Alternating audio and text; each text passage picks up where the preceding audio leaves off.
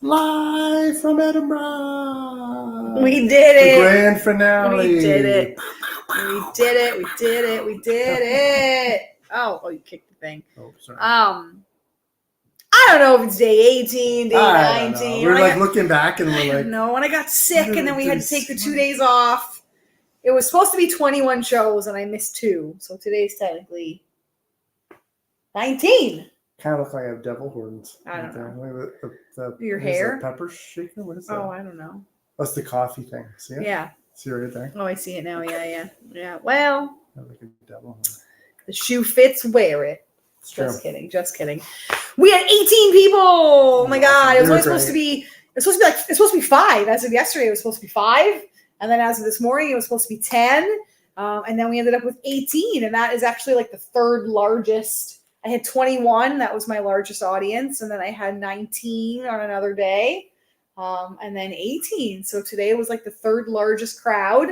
And I just want to acknowledge that and say that they were a great crowd. Hey, Pam!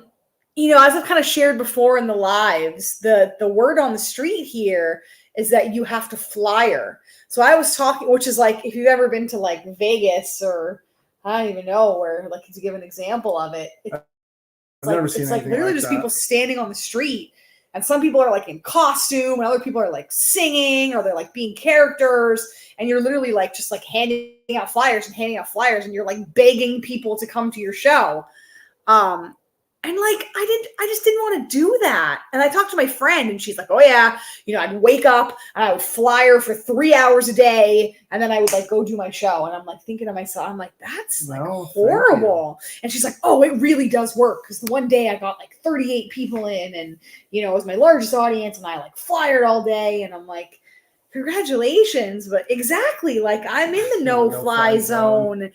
I don't know. I just think like I get that that's the culture and that's what you do. But for me, I made, again, it's all about decisions. I was like, I just don't want to do that. Like I'm okay to play to a smaller crowd because I know then that it wasn't me like begging them to come to the show. Like they found my show on the Fringe site or they were looking for something like my show and they came on their own accord. And that's okay with me. Like I never worried about playing to a small audience. Like I never worried about that. Even that one day when I did have one show where I had 2 people. I think it ended up being 4 or something. Yeah, you never had or 4 or 5. It ended up being like 4 or 5. But I only had 2 on the like 6. List or whatever. And I remember when I got in, my tech was like, oh, you only have 1. And he's like, do you still want to do the show? And I was like, hell yeah, I want to do the show. And then we ended up having like 4 or 5. But that was just one thing I never worried about. I never stressed about the size of audiences. I was worried. It was fantastic. We had, I think 5 or 6 was our lowest. And then 21 was like our highest, but consistently we had 10, 12, 14, between 15 and 20. Between like 10, 12, between like 12 and 20, like pretty consistently. So I think that's fantastic because I was worried that I would have to cancel the show, that there'd be like nobody that would show up. Because I knew that could very well be a reality, and that never happened. I was worried that people were going to walk out and like think it sucked, or like be heckling or like yelling obscenities or something at me. That never happened. And that never happened. Crowds were good. Like I said, some were really introspective. But since I started breaking the 4th wall, they were like really interactive. Even today, there was one part where I like put my hand out with Greg and I'm like, do you want to go on it for a dance? And I'm like, okay, let's go on that walk, or okay, let's dance. And there was like a lady in the front row and she like tried to grab my hand because I think she thought that I was literally like talking to her and saying like, okay, come on, let's dance. Beautiful crowd today. There was a woman that stayed after that said, I love my mom. She had like tears in her eyes. And she's like, I have a fantastic relationship with my mom. But she's like, your story just like moved me. Like, she's like hearing what you overcame and how, no, that was the other one. Oh, okay. That was somebody different. There's 2 people that stayed. You're talking about the one later. Yeah. The first lady that stayed, she said a narcissist was her ex-husband. And she told me about that. And then she had a good relationship with her mom, but her ex-husband, no.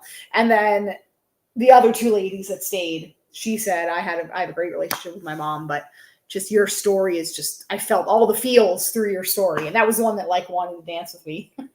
So that's beautiful. You know, my goal was to come over here and have a cross-cultural conversation about narcissism. And I did that like after every show. So it is a newfound purpose for me. What I heard from a lot of people was one or the other. Like yesterday when we talked to a lady and a couple ladies after, people either say, I did exactly, I'm in Scotland right now, Kathy Clark. I'm at Edinburgh at the largest arts festival in the world for the month. So we've been here all month in Edinburgh, Scotland. Either people say to me, your story is my story. And I broke away like from my mom, or I have a very like superficial relationship, you know, with my mom. Or people say, it's too late for me. It's too late for me. And then I say, my God, it's not too late for you. And they kind of look at me like, really? And I'm like, yeah.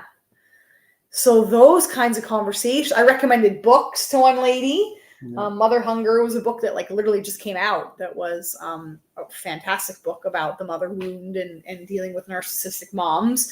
So I recommended books. Abby, I got her hooked up with Susan Gibson. Like I'm like recommending therapists and books, and so that's cool. That's not to say that like stand up and that kind of stuff isn't cool and making people laugh, because that's healing in a whole other way. But knowing that my play is like, opening up conversations, I don't know what that bug was, that's cool. So mission accomplished. Heck yeah. My second goal was to grow as a performer. It's like, be careful what you wish for, because, I'm not even getting into all the distractions. Y'all, you know them if you've been watching the lives. I definitely grew as a performer. It's a weird, I was like sharing with you when we were walking to go celebrate and get drinks or whatever and food. Yeah. It's I bet it's like childbirth or like getting a tattoo or like you forget the pain because you're so happy to be done. Like you're like, I'm so done with this. Yeah. Now you just remember the good. And then the second you take your last like breath or your last word or your last bow, you're like, oh my God, when can I do this again? Like, this is it. Like now I can't tell Luna's story anymore. Like I don't get to do this like till I don't know when, you could just shoot it live every day for free. So I'm sad. This morning I was like, I'm so friggin' done. And now I'm like, I'm so sad. Like, I want to do it again. I wish I had another performance. Exactly. You're like, that wasn't that bad. That wasn't that bad. That was all right. In the middle of it, you're like, oh my God, what is the lesson? But I will say another lesson I learned was I really thought that performing more, I would be bad. Like, performing more would be worse. Like, I would be tired. Everyone keeps saying, like, aren't you exhausted? And I'm like, no, I'm not. Like, they did, which was just amazing. It was amazing. Yeah, it's totally like seeing the baby after giving birth. You're just like in love. And that was one thing I thought. I was like, I am never going to want to perform this many shows in a row. Like, how the hell do Broadway people do this? Like, how do they do 8 performances a week? Like, they must absolutely hate their life. And it's the opposite. Yeah, like, it also goes a little bit back to what I was saying. It does start to feel like a job a little bit. Not the performance. Yeah. Not the performance. The prep, routine. Getting there, the routine starts to feel a little Well, when you're on Broadway, I mean, that is a job. Yeah, 100%. That's what I'm saying. But that's how you're a performer. They look at their bank account and go, it was worth it. Yeah, it's their job. It's how they get paid. Yeah. But I like it. Like, I could do that. like my performances got better the more that I performed. And like, you got more comfortable. I got more comfortable. I got more familiar. I started doing the ad lib. I started playing to the audience more. I started bringing in the joy. I started having fun. There were times where there were nights where like Shane, if I was like really annoyed about the tech or something, like Shane was meaner or whatever. You know what I mean? Like it's just, I get that. How it's all usable, like whatever kind of state you're in. If you're tired, maybe your performance is a little bit more relaxed. If you're like the day yesterday when I saw everybody's shows, I was like so energized because I had like watched everybody else perform and I was like, yes, it's my turn now. So you were like, oh my God, you had like crazy good energy. You know, so it's just, I could see how it ebbs and flows, and doing more shows is actually better than doing the like one-off and then having these big gaps like in between your performance schedule.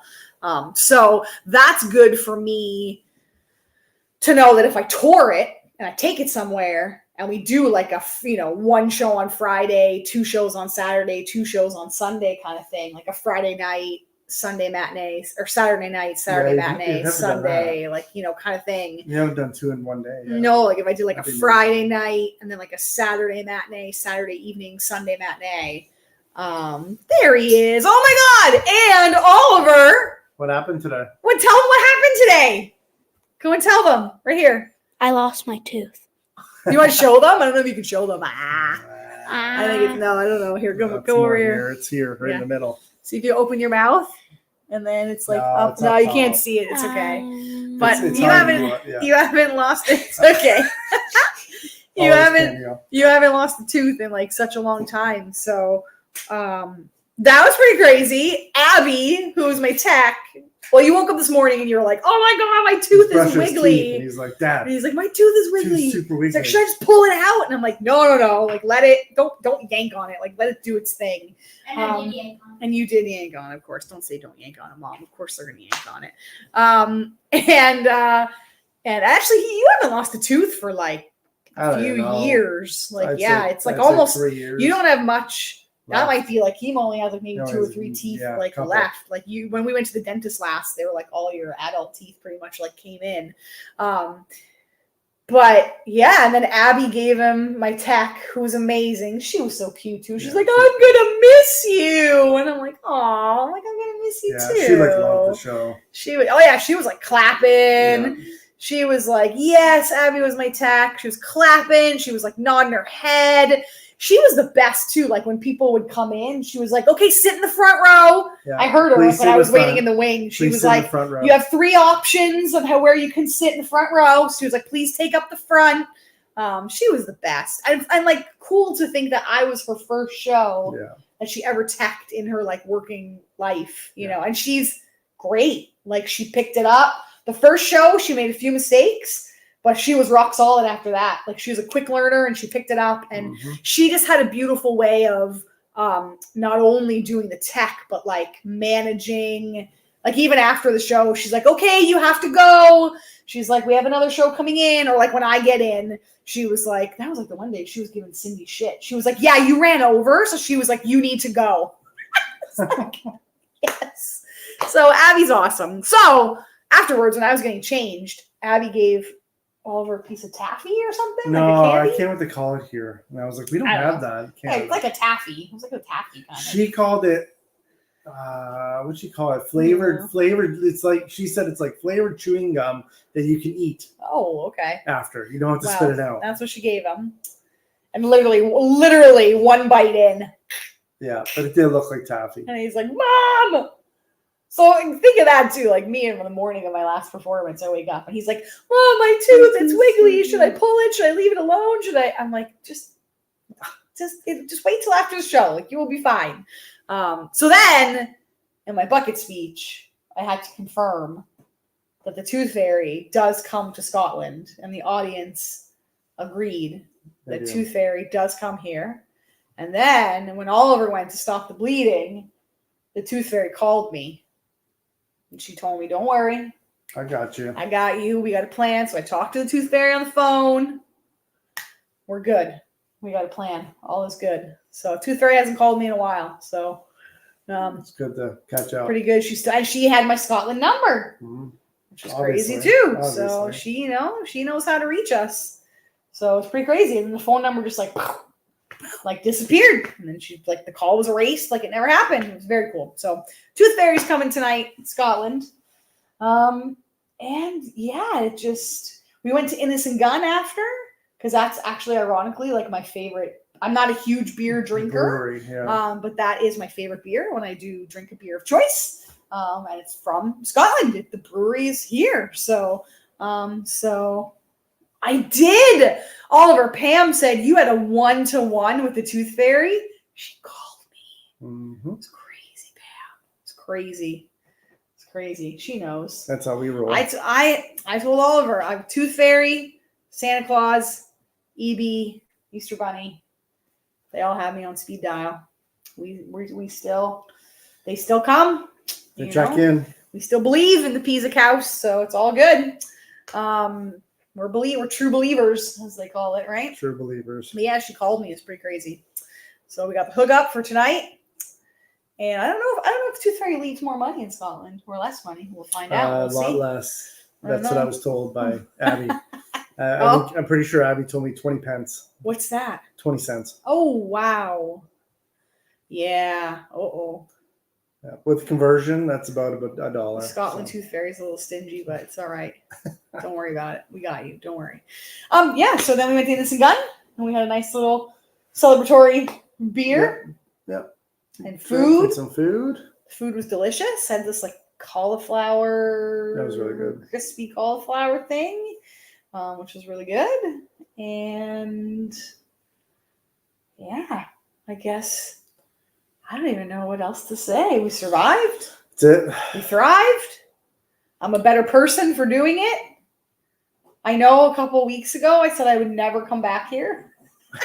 And now I'm like, maybe. I would definitely pick a different venue. I would not do a full run.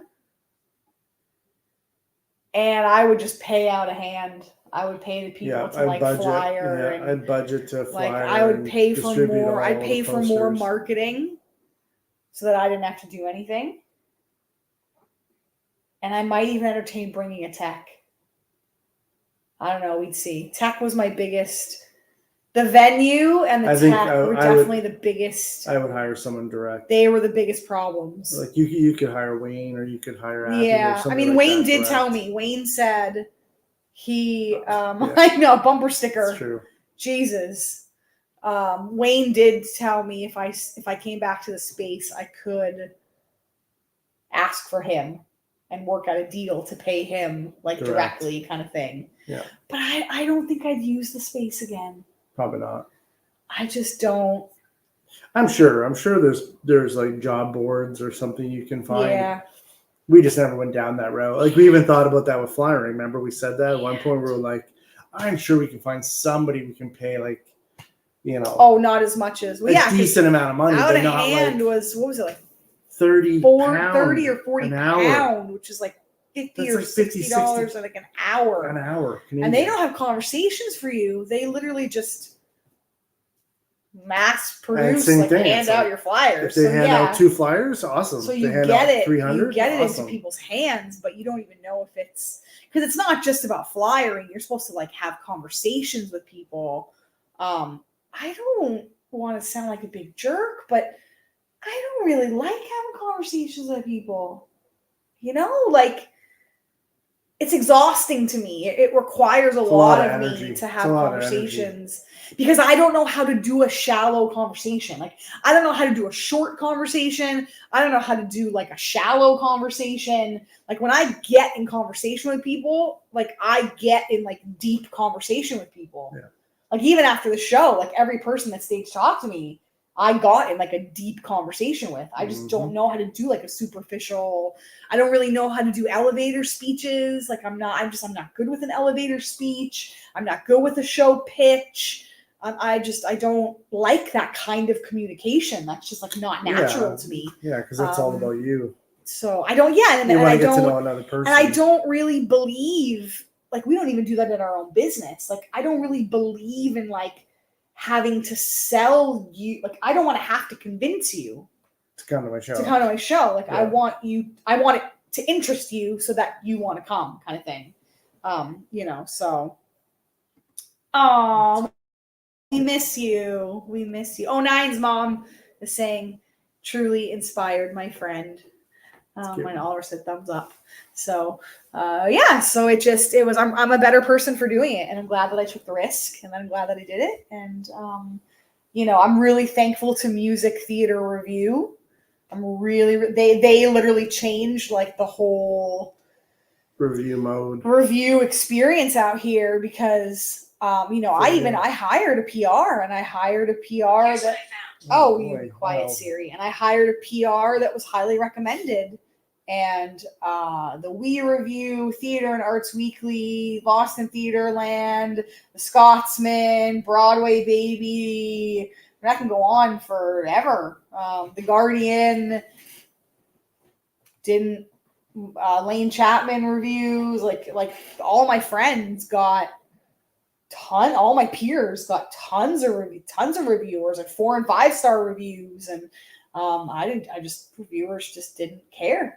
My show didn't interest them, which is kind of a bummer, but yeah, it's not meant to be. It's okay. It's like, I do feel at peace with what was meant to be will be. And getting pick of the Fringe is a huge freaking deal. Massive. Yeah. Like the hidden gem and a 4-star and a pick of the Fringe and a bajillion audience reviews that say how much and the cool thing with audience reviews, there were 2 or 3 men that wrote like amazing reviews, and that's really nice, because typically it's a lot of females. Typically my show, it's yes. Yeah, do you want to make $50 an hour and come hand out some flyers for me? You're good at shallow. See, it's good. It's good. You're pretty good. Like, you know how to have like a to the point. Me and Oliver pretty like good. To the point conversation. Our tag team flyering was pretty awesome. You did good. Oliver got into it. He was a good flyer. He's been a good dude. Like, I forget sometimes that he's 9 years old. Like, Yeah. It's so the next 4 days are going to be really awesome. We're going to Glasgow. We're going to take the hour bus ride train ride to go to Glasgow, which is another part of Scotland. It's more like the country-ish. Another city, but it's then a big city. But he's going to take us on the outskirts. Jean-Louis Rodrigues, friend. I know he did so good. Like I do like. If he starts acting up or things, like sometimes I get short-tempered, but then I remember like he's hung in for 20 however many days, being a really great dude. I'm really blessed, like with you and him. You guys are just, I don't even think I could do this if you weren't supportive. Oh, it's hard. People get very shocked. Like everyone's like, are Eric and Oliver going to go with you? And I'm like, yeah, of course. And that like shocks them that like you guys would come along and like be there at every, like they're like, they go to every show. I'm like, they're there at every show. Like that's just kind of how we roll as a family. We support each other in all our dreams. Yeah. And we don't want to be separate, from each other. And not to say that if you are, or you do have a relationship like that, there's absolutely anything wrong with that. No. We all get to make our own rules, and we all work, know what works for us as people. But they're like, maybe you'll go out to Edinburgh, for the first like 2.5 weeks, and then your family will join you like for the last week. And I'm like, no. So it's just, I feel like whenever we win something, it's like a win for our family. It's not just a win for me. It's like, it's a win for us. So winning that pick of the Fringe was just really cool, because, not that you need the validation, but again, like I just didn't, I thought that I would equally have the opportunity to be looked at as much as all of my peers were. And for whatever reason, like I said, they just... It's just the vibe. Cared. It's just the vibe of the festival. Like that's what we were looking at. Like we were saying, like, why was Hamilton, as an example, why was Hamilton so different? And I think because the overall... Hamilton Fringe, you mean? Hamilton Fringe. Yeah, not Hamilton. Yeah. It was because the way the festival was set up was different. Yeah. Like they didn't really there was a bit of everything. Yeah, they didn't really pigeonhole anybody into like what's your type of genre. No, you do have to put a title on it. But I found it was more like it wasn't. Yeah. Anyway. All arts were given a fair. Well, what was the name of that publication? View. The View, which is the main magazine that covers the arts in Hamilton, Ontario, reviewed every single show at Hamilton Fringe. Yeah. Like they had pages and pages and pages. Like I had 2 reviews, which were both amazing, from the magazine. And I didn't hire any PR, like at all. Like it was that's just the way the festival ran. Now the reviewers out here will bitch and complain, because I've seen them bitching and complaining on Twitter, that there's not enough of them, which is probably correct. To review all the shows. There's 3,800 shows, and there's probably 100 publications, maybe, if that, or like 100 some reviewers. Yeah, so they have to go to like. So they 10 shows a day. They go to the shock and awe shows, or they tend to go to comedy. And like my friend JJ, who I met and went to her show, she was like, my experience out here is people don't want to feel. And I'm like, I know. And that was I don't want to pigeonhole, but that was my experience too. Like, unless you're doing some crazy ass off the wall, just like there was a woman that did a solo show. And big entertainment. There was like, she had her hands in like blood and like fake blood. And she was like smearing fake blood on her face. And like, they like that crazy ass like stuff. The like heartfelt stories, they're like, meow, right? Yeah. So that was really hard I wasn't aware of that before I brought my show out here, that it wasn't kind of that level playing field. So that was like a huge eye opener. So I don't know if I'd come back. I'm like 50-50. Not next year. I'm definitely not doing it next year. We'll see. We'll see where the opportunity goes. But for today, it's just like, we did it. That was awesome. We did it. Yep. Like we did it. Did it. And it was so nice to go out with a huge crowd that laughed at things and clapped at things and was like super supportive and stayed after. And Abby was lovely. They're dead inside. They do. Like they just want to drink and to laugh, and they want to be entertained. They don't want to have to think. They don't want to have to feel. And I think that's like, I just have to be really cognizant of wherever I choose to take my play, that they are into social and emotional change, like pieces and storytelling and that kind of thing. Yeah. I will say, from the other character shows that I've seen, I don't think anybody does character work as strong as I do, which was like very cool to see. Like we said, like I saw how other people did like comedy really well, or like props really well, which I can't do any of that. I don't mess with any of that. But I was like, oh, my character work is like spot on. Yeah. So it's just cool to see, different things that different artists thrive in. Character work and the songs and the singing is definitely what makes, me unique, which is cool. And that was even like the one lady today that stayed after. That's what she said. She commented on like a couple of the poses that Lisa does in that character. And she was like, I loved that. Like, she's like, I got that emotion from your mom. And she's wiping like, that away, hit always me. Wiping. Like, she's like, I don't care. Like, I'm just wiping. I won't be a caring mother. Like, I won't take on any of your emotions. I don't care what you're saying to me. That was cool. Yeah, me and Jean-Louis worked on some different home poses and things, which is very cool. So, so I don't think we're going to do lives anymore for a little bit, because when we get back to work and back for our business. Yeah, but the next 4 days. First week of September, but the next 4 days. We're off to We're doing Glasgow tomorrow with our friend Chris, who's going to show us, our newfound friend, is going to show us around. And he was so nice too. He even offered us to like stay over. It's cute. Him and Moira are like, they could be our parents. Yeah. Jean-Louis' friends, and and he's like a very accomplished playwright, like very smart, intelligent, award-winning. Like he's incredible, and he loved, same thing. He told me like how much he loved the show. It was rock solid, which is great. I was like, your opinion actually matters to me. Really matters to me. You're in the arena with me.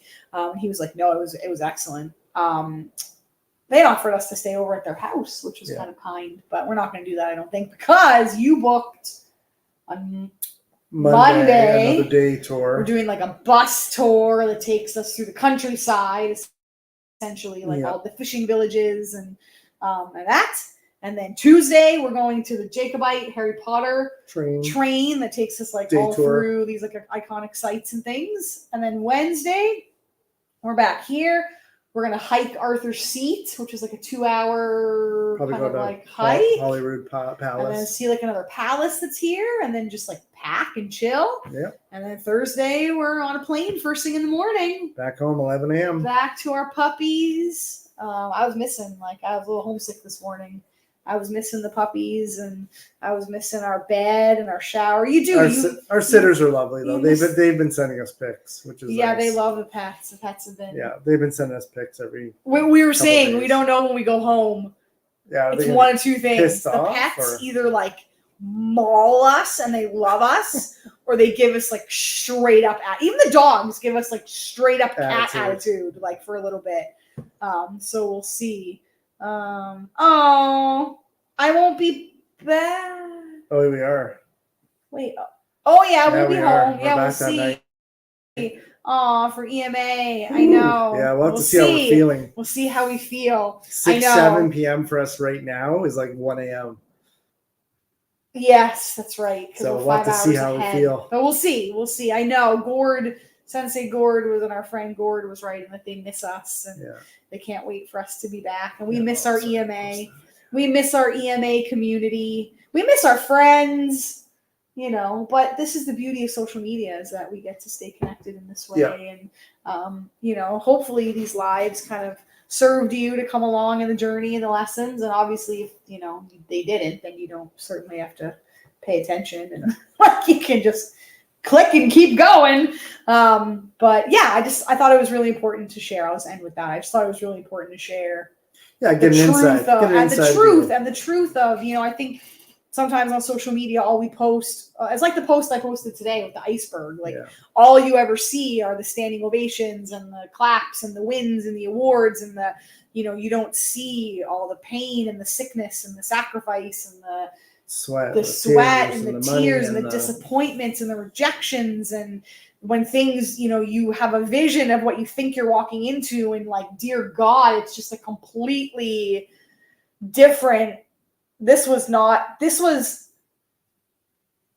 nothing like I expected, and everything like I expected all at the same time. Mm-hmm.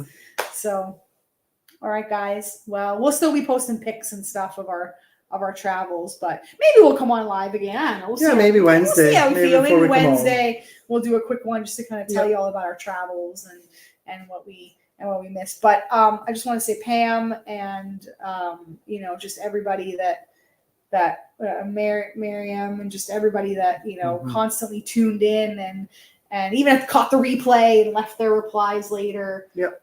You guys are with me. And the real Greg. I mean, that's the thing about when you don't have family. Like, we don't have family. Yeah, to tune in. We get, you're our chosen family. You're our friends that become, I always say that. People are always like, oh, man, you have your side, and then, it's not so great on your side. That must be hard. And we're like, yeah, but we have great friends. We have really supportive, beautiful friends. We have a strong community. And we have a strong community that all you guys are in. And that means everything, to us. That means everything. So, agreed. So thank you for tuning in. Thank you, Pam. Pam said, I'm so proud of you. And you're working your message. And, chosen so nice. Family. Yep. Exactly. You guys are chosen family, and it means so much to us to have your support, and we give it back. Yep. We would do the same for you. We are going to wind down, and tomorrow is a day trip to Glasgow to go see the countryside. We're excited. And the Tooth Fairy's coming tonight for Oliver. Super exciting. So that will be good. I might pull on a tooth. Just so you can get... Yeah, just so I can get the Tooth Fairy tonight. I think I'd have to pull out all my teeth times 10 to be able to take the money that I need to True. pay for this experience. Is there a kidney fairy? It's all good. My friend, Coach Jeffrey from Bo Eason's group, said to me, a year from now, when all the debt is paid off, you're never gonna look back and go, I regret that I did that. That was horrible. Like, that was horrible. I never should have invested that money, and I never should have done that. He's like, you're gonna look back and say that was the best. That was so, like, you don't see the lessons until after. Much later. And he's like, you're gonna see the lessons, and you're not gonna regret investing this money and doing this experience and doing this. So, all right, we love you guys. Thanks for being here with us. Thanks for getting in on the ride. We did it. Yay. We did it. And it was great. It was all okay. All right. We'll see you. We'll see you soon. Mwah.